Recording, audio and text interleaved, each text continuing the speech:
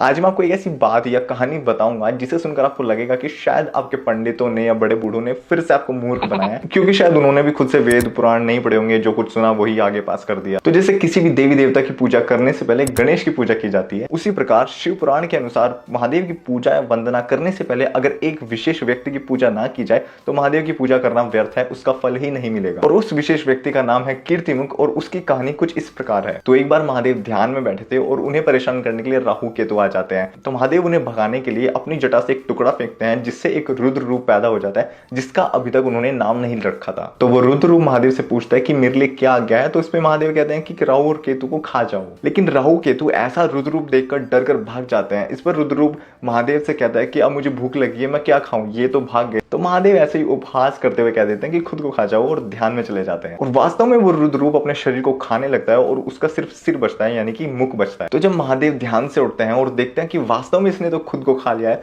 तो वो बहुत खुश होते हैं उसकी आज्ञाकारी भक्ति से और उसको नाम देते हैं कीर्तिमुख, क्योंकि उसने महादेव की कीर्ति को बनाए रखा। और तभी कीर्तिमुख को वरदान देते हैं कि आज से लोगों को मेरी पूजा करने से पहले तेरी पूजा करनी होगी, वरना मेरी पूजा निष्फल हो जाएगी। तो ये थी कीर्तिमुख की वो कहानी जो शिव पुराण में लिखी है और शायद बहुत कम लोगों को पता है। क्या आपको पता थी?